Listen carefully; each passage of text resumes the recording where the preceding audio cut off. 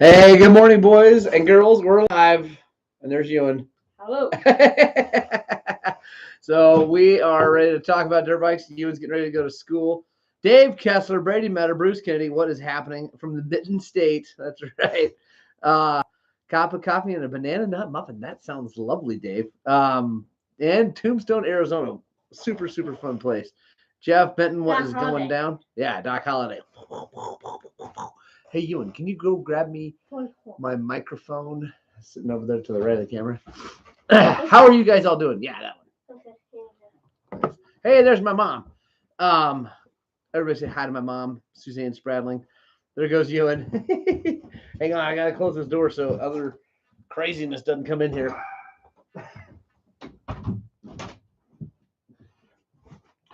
Oh, how are you guys this morning?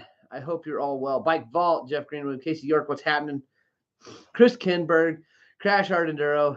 Uh, uh, my phone said you were talking, so I'm here. Right on. Eric Bryan, good morning. What's happening? Colorado Enduro guy. What's happening? Who's that? Who's Colorado Enduro guy? I'm getting my little microphone ready for the audio version of all this action. Go ahead and start that. All right. We got lots of questions today, so let me get to the thing. 1 second, everybody. Sorry. So many questions. There we go. TJ Cowan, what's happening? Michael Klinger, that's Colorado Under guy, right on. 5280 James, Mile High, right on. Must be in Denver, James. Keith McQueen, what's happening? Desert Edge, what is up? What is up, Jamin Littlefield? We need to get together and ride sometime this winter and do stuff. I'm here. Oh, Brady, I love you. All right, guys. Well, here we go. Let's do this. 1 second. All right, just making sure we're good. Welcome to the Gospel of Two Wheels, number 158, right? Is it 158? No, yeah, 158. Where the coffee's hot, the bikes are fast, and your comments are absolutely 100% ridiculous. It is great to be here again on a beautiful Thursday morning. The weather is absolutely perfect. This is my favorite time of year living here in Montrose. It's nice and cool. There's generally some moisture in the ground, or at least the relative humidity is high so that it keeps the dust down. Yeah, and it's just awesome. You don't get hot out in the desert, and it's not too cold. Kevin Doyle, what is going down? For everybody drinking coffee, cheers. Carson Fulliger, good morning. What's happening? By the way, if anybody's watching who got a mug, let me know how you like it. I think they should all have been delivered. Jimmy Neihart might be one of the last ones to have gotten one. Maybe it's anyway. A Neihart got one. Hey, what's happening, Paul Anstey? But they, yeah. Anyway, let me know how you like it. I love them. Obviously, mine doesn't have the cool guy logo on it, but it's super, super rad. Casey York, yeah, you got yours, man. Thank you so much. I appreciate it.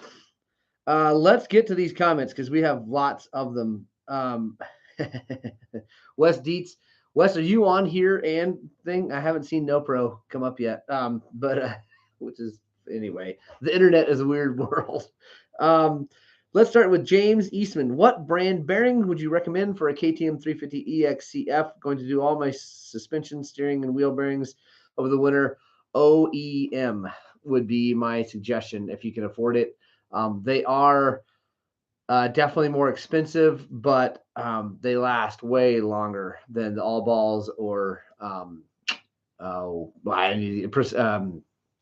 what's the other one? Anyway, Pivot Works. The Pivot Works and all balls are all just Chinese and they just don't hold up. I have had and used lots of Pivot Works. Well, I've used all balls too. If I'm gonna go aftermarket, I go with Pivot Works, and I've had decent luck with their linkage and stuff like bearings, but you just gotta maintain the crap out of them. But yeah, if you can do OEM, I highly recommend OEM, 100%. Real quick, if you're watching this and having fun, make sure you hit the like button. You got to back out of the chat, like button, and go up. Hey, Jim, did you get your mug in time before you? Well, I don't know if you left. You just went away for the weekend. But let me know if you got your mug. So yeah, OEM James. Let's see. Casey York, more of the 2006 TTR 230 from a couple weeks ago. Bike will run great for 20 seconds, then start sputtering and popping, won't rev, but will idle fine all the time. If I turn the bike off and start it right back up instantly, the bike will run great and rev fine for another 20 seconds. Then it goes back to running like garbage. This is repeatable over and over and over. It has a good battery, fresh gas. I've gone through the carb, checked the fuel petcock, replaced the spark plug, replaced the coil. I'm assuming the ignition coil outside the motor one. I'm feeling it's something electrical, like something gets reset. So I don't know about getting reset, Casey, but I think it's your stator. So anybody else jump in there? Yeah. So I think it's the stator. I would check that. If it doesn't say you've checked that, I don't know. But I mean, that's weird that it would, like, if you could just turn it off and back on. It doesn't seem that normal, but it seems like the stator. Dave Kessler says CDI not advancing. It could be that, although I just have rarely ever seen a CDI go bad. But if the pickup coil, which is part of the stator, it's not anyway, it's part of the unit when you buy it from Yamaha. It could be the pickup coil failing. So, oh yeah, Dave Kessler had the same problem with an old big wheel. So Big Wheel 200. If it was a BW 200, that's a Yamaha, which is not that different from the TTR 230. So there you go. So yeah, it could be this. It's probably either the CDI or something in the stator. You could check. Tony Andrews, what's happening? You can definitely check the stator. You cannot do the. You can't check the CDI. There's no way to check it. You just have to check everything around it. Is it a two-stage stator? I don't know, Bruce Kennedy, if that one's a two-stage stator or not. Brady has a great question. Plugged vent line in the carb. I'm not going there only because of it sounds like he's gone through the fuel delivery system really well, but it definitely could be. The other thing is the tank vent. So I mean, I've seen that. Oh, there you go, Paul Yancey. Tank not breathing, gas cap blocked.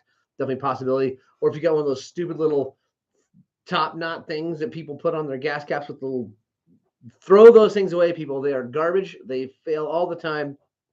They're ridiculous. So yeah, those things. I mean, I would check the stator with an ohm meter. You should be able to get a reading, whatever. The Mike Barnado, not Yamaha. Exhaust block, not likely, but definitely something to check. So yeah, check all those things, Casey. But yeah, it sounds like my first guess would be stator. I wouldn't go buy one until I check it, but yeah. Matt Simpson coming in clutch with the 4-stroke problems. I love it. Let's see what else. What was I gonna say? I don't know. Anyway, whatever. So check all those things, Casey. I think you're going to find it. It does sound like a weird and super duper annoying problem. Neil Matthews. There we go. Yeah, please keep us posted. Neil Matthews says, what are the pros and cons of smart carbs? And I think he means, I know he means, I don't know. I think he actually means the smart carb brand. And there's a follow-up question. Guy said also, how about that Bilotron from Electron? And then Neil's like, I've heard the electrons don't work with oil injection, which I have. So Neil has a Beta X trainer. It's actually at the shop right now for a countershaft seal. And it's the blue one, if you watch the Schlogs. And he's wondering about those because Neil does not want to fiddle with jetting carburetors. So I totally understand that. Like I said, you all know, I like normal carburetors just fine. But pros of smart carb is that you generally don't have to fiddle with it. Like you don't have to you can set it and kind of forget it for different elevations. And Neil doesn't ride outside of this area very often at all. I mean, he goes to Moab and Utah area, but he rides up high. But like so I'm gonna lean into you one more time, Neil, and say this. I ride the same place you do, but then I go other places. But like I ride the same locales, and I never change my jetting ever on my 2-strokes for those conditions. So I would leave the one on there, save your money for tires and pipes and stuff like that. Because I think this is his first 2-stroke, and so he's already experienced denting pipes and things like that. So it's like, yeah. So Matt Simpson comes in with the external jetting adjustment. That's with the smart carb, which is nice. That's the new Billatron from Lectron is going to have that also. Basically, the Billatron from Lectron is just a smart carb copy again. Paul, I love what Paul is saying. He's saying that his carb works just fine. He put the JD kit on it and runs good no matter what. I'm with you, Paul. I have found that the smart carbs pretty much do the same thing. Dave Kessler checked out the specs on the new Billatron. It sounds like they addressed all the shortcomings. I know that they put the freaking choke on the correct side, which is the left side carburetor, all that stuff. But let's get all the way back to Neil's question about whether they work with oil injection. The smart carb does, but to get one that works with oil injection is, I think, like $750. It's like, whoa. So I have a hard time spinning that on a bike that, in my opinion, runs good. Rich Hartley, do you ride with knee braces when racing? I ride with knee braces all the time, and I run the Mobius knee braces, which are not they're not like full on like medical grade to super duper duper sturdy. They're more for preventing problems if you have good knees, and they run good. So Brady Metter, my FI runs perfect at all elevation. There he is coming in. Sadly, though, Brady, no one makes, so let's just like, I'm going to poke the bear here. No one makes a 2-stroke of the size of the X-Trainer with fuel injection yet. So, because I do have to say, I'm a full-grown human. I can ride any size bike, but Neil likes short bikes, and it is pretty nice because it gives him a lot of confidence, being able to put his feet down, things like that, in the rocky, gnarly stuff. I'll make that fuel injection. Kid bike update. Getting him a 125. Yes, Keith. Yes. There's hope for today's youth. I love it. Oh, that's good. 5280 James, my CRF 250X had Electron. When I bought it, went back to the stock carb. I felt little difference in performance. Yeah. Well, the 4-stroke, I'm definitely not into the electrons on the 4-strokes. I'm guess Smart might make them that fit 4-strokes, but anyway, Neil, I think the reality is, if you want to do that and you're fired up about getting a different carburetor, the smart carb is probably the only option if you want to keep the oil injection. The other thing is you can delete the oil injection, and even with the stock carb, and just mix gas. But Neil doesn't, like I said, he's like Brady. He don't want to mess at all with fuel issues at all. Unfortunately, he can't go fuel injected on that bike or that size bike, so he's stuck with it. It's not stuck, but he's on an X-Trainer. So if you want to do that, smart carb is going to be the way to go. It's just to pull out the big boy checkbook. They make TPI. If everyone rode one, we'd have nothing to talk about on this show. Eric, they don't make a TPI that's that size of the I love it, of the X-Trainer. The X-Trainers, I don't know if you actually, I mean, not a lot of people have been around X-Trainers like physically, but they're pretty neat because they're like 2/3. Like, it's like someone put one in a huge oven and shrunk it. Let's see. Ever look closely at the Beta 200 clutch design? It's unique. Slave in cover outside the clutch and pushes the pressure plate inward. Love the design. I haven't, Bruce, but that's kind of like the KTM 65s and 85s, I think, are like that. They got the the slave is actually in the clutch cover. It's pretty cool. You can keep your fuel injection. I'll keep my carburetors and kickstarters as long as I can. Obviously, we all know I'm with Crash Hard 100%. Found your air fork seal replacement comment about dried mud being a big culprit in ruining seals. Interesting. I ride WA trails where it's muddy 9 months of the year. Been really lucky, I guess. Kevin, well, if you clean the bike and don't let that mud dry on the fork, then it's not that big a deal. So like, yeah, and it also completely depends on the kind of mud. The mud we have here is nasty. When it dries, it's like concrete. And so it all depends on the stuff. So Kevin, 400 hours, lots of fork oil changes and no seal replacement. That's awesome. Again, it's all about maintenance. It's all about maintenance. It's all about how you maintain those forks in between rides and things like that. So street legal test ride coming up. Yes, CC, right? Yes. Actually, it's going to be cool. I've got a really, really cool video plan for that. I'd love to have anybody join me. I got to figure out when I got to do it before it snows. Maybe okay. It's going to happen this week. I'm going to force the issue. I got to talk to my wife and make that happen. But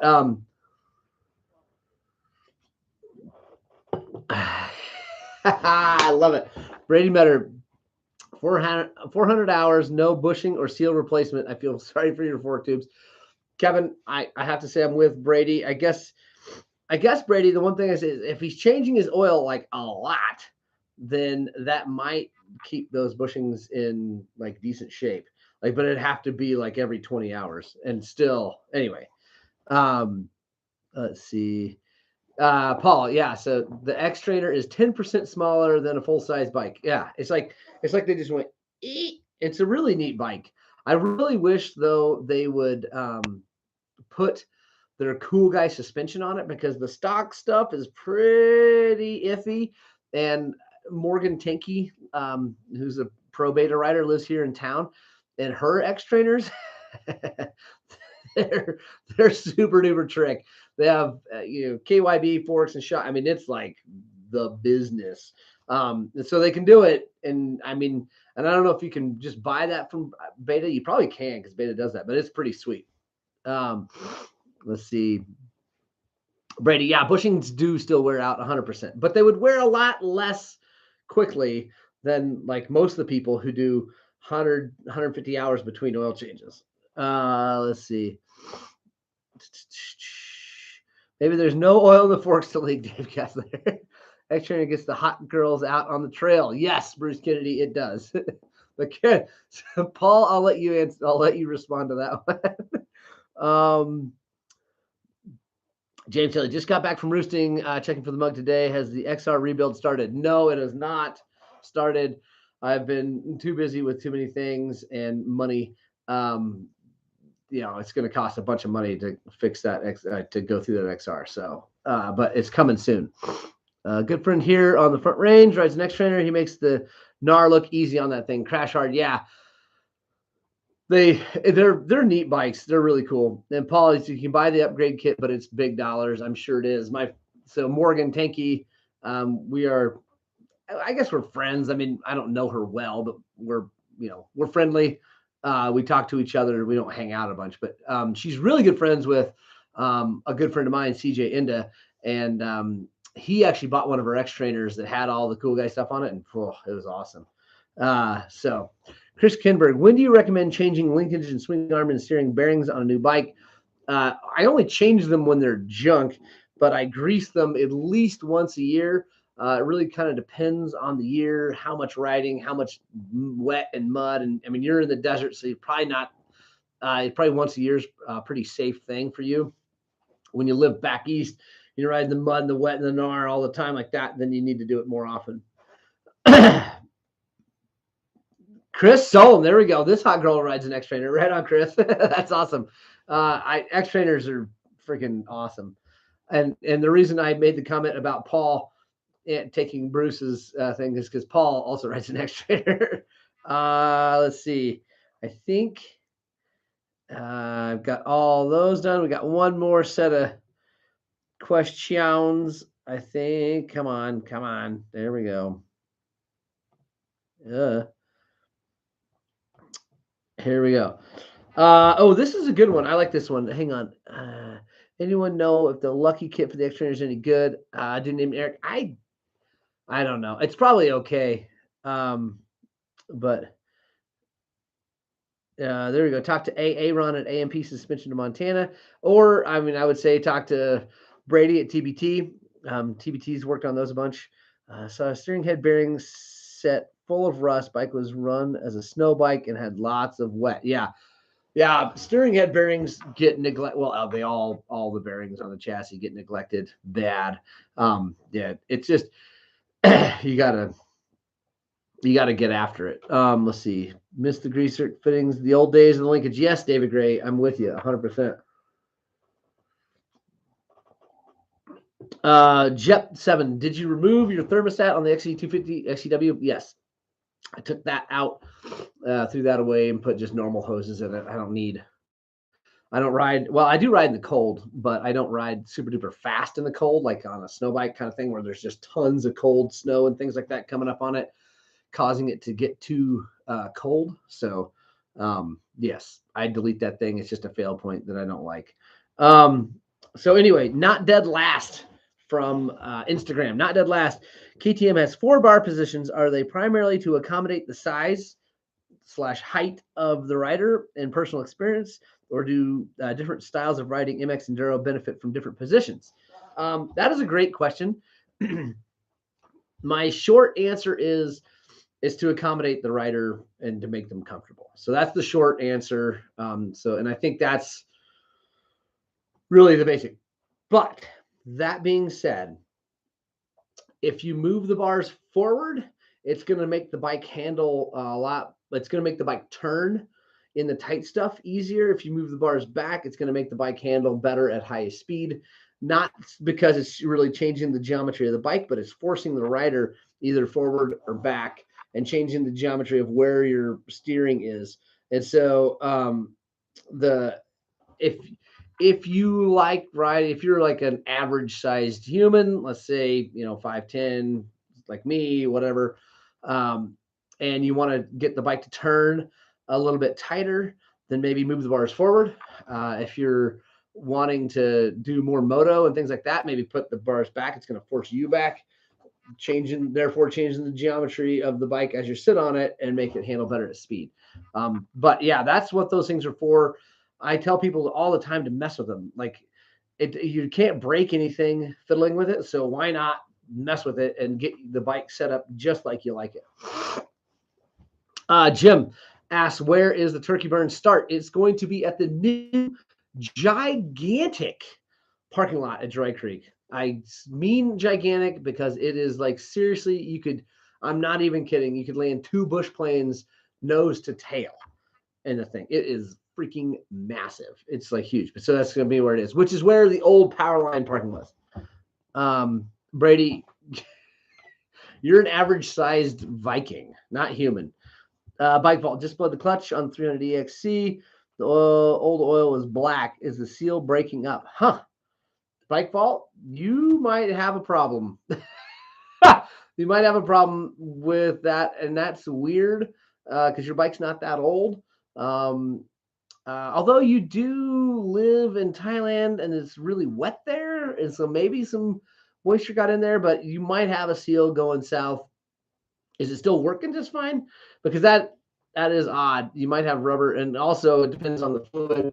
But I know you're a smart guy. I know you didn't put the wrong fluid in there. So good question, Jeff. I'm not sure.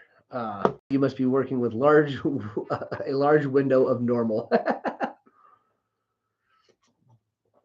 All right, let's see. I got one more question. One more question from the internet.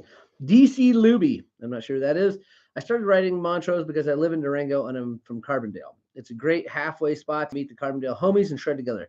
I always ride all the Peach Valley trails. My question is, what advice for a non-Montrose local can you give me on the Dry Creek trails?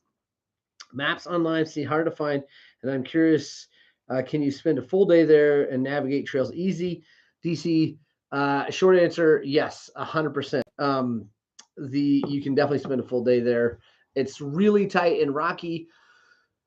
So it's slow, which like the Molecule and I went out there a little while ago. I didn't take the camera. Well, no, I did. Yeah, no, I did. Anyway, whatever.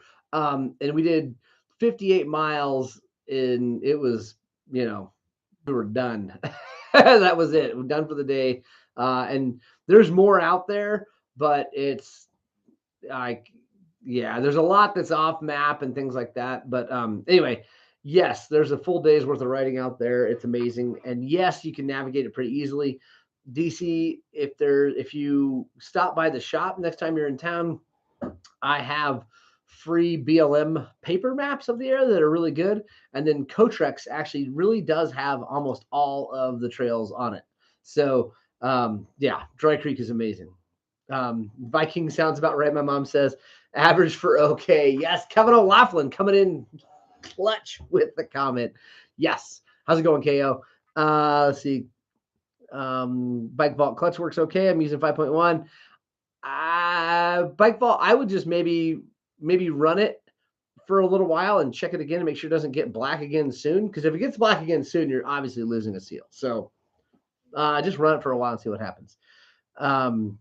Let's see. Average 4-stroke rider size. Yes. You guys are rad. All right. So that is all the questions from the interwebs. What questions do you guys have? We got a few minutes left here on the show. Also, who is coming riding with me in Arizona for New Year's? I know Brady is planning on it, hopefully, which we can make him get down here. I'm surprised that we don't see the old Jim Neihart on here. He must be working, actually, which would be weird. Also, if you're watching and enjoying, make sure you hit the thumbs up button. That does mean a lot to us and to the YouTube algorithm. It really is a big deal. Again, I actually thank you, all of you. You guys, seriously, my Thursday morning crew. I love it because there's new people commenting, all my old folks commenting, which is awesome. I love you guys. Thank you so much. Bike in for new piston. What is run-in procedure? Jeff Greenwood, if it's just a new piston and you're not doing any bearings or anything like that, just go ride your motorcycle. I mean, I usually, after I get done with a motor job, will take a bike out and beat on it, make sure the coolant gets all the way up to temperature and all that, and we don't have any leaks. But other than that, if it's just a piston and rings, you're good. You don't really need to break them in anymore. Crash Hard, where do we find details on the Arizona ride? On our Facebook page, facebook.com/Highland Cycles. Go to our events section and you'll see it there. Another way to get there is if you go to Wolf X here and find it on the map. It's down near Wickenburg. I'll type that. That link right there will get you there. And if you go to Wickenburg outside of Phoenix and click on it, then that'll link you there too. So nice to see how the channel has evolved. Thank you, Kevin O'Laughlin. And thank you very much for all the support. I truly appreciate it. So thank you very much. What's Rabbit Valley like? Worth a day trip? Kim, yeah, Rabbit Valley is worth a weekend for sure. So Rabbit Valley proper, like the actual, what they would hem in with a boundary on Rabbit Valley is probably a day's worth of riding. But from Rabbit Valley, you can go into Westwater, which is into Utah. Anyway, it's huge if you include that. And you can go to the other side of the highway. There's a ton of riding, and it's awesome.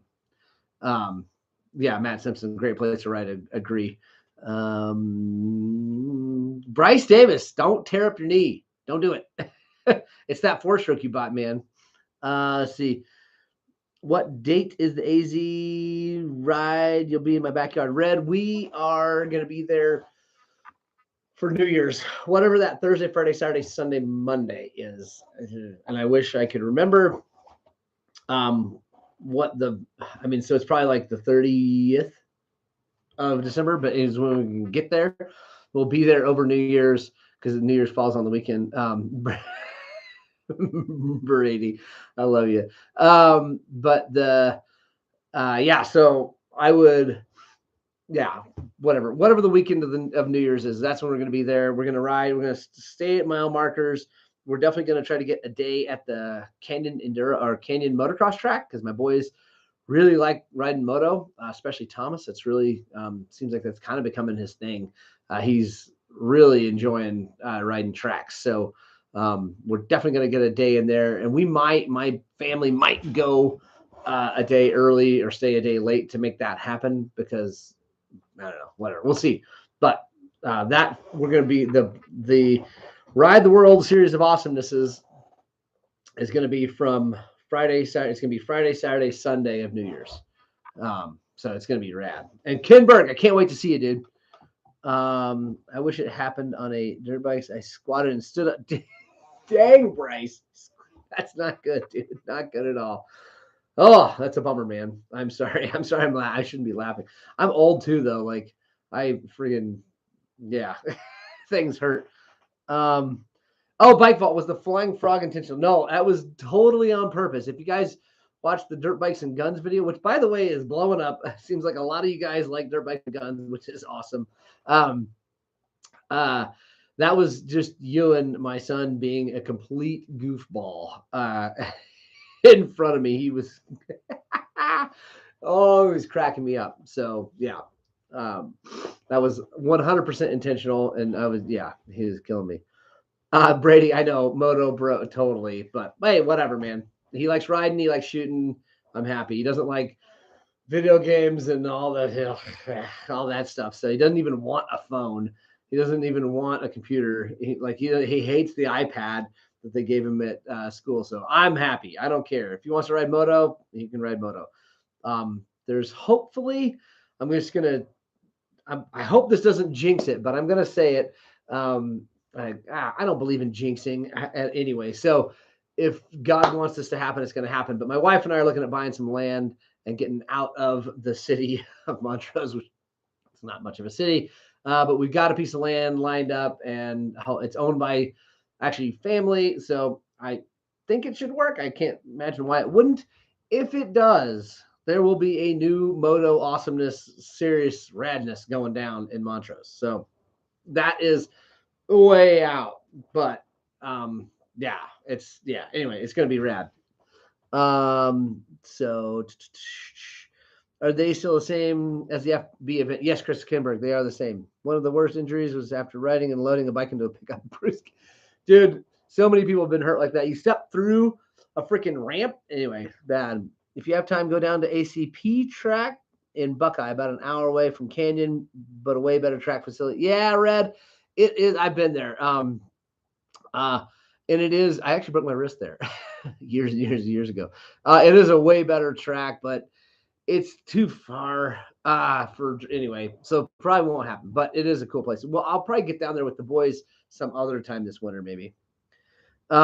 Casey York, Dirt Bikes and Guns. Let's go, Brandon. I've been told Rabbit Valley is around 4,300 feet. Will I need some C12 for my RK Tech head? Kim, I don't put any race gas in with my bike down there, so I've never had an issue. And it's not like there's very few places where you can just like hold it wide, where you might build enough heat to cause some detonation. So yeah, Jeremy, thank you very much. Influencer and land baron, good on you. Hey, Ed Dugan, what's happening, man? I'm so glad you got a coffee mug. Thank you so much. I think you'll love it. They're amazing.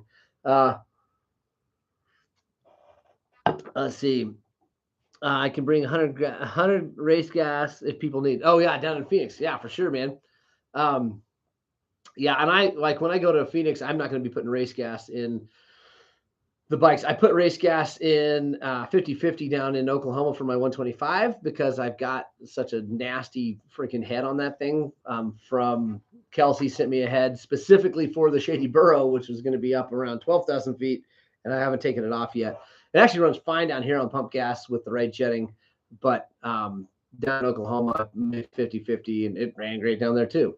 Not good enough to beat Brady and not good enough to beat Eric Bryan. I'll just say it before anybody jumps in there.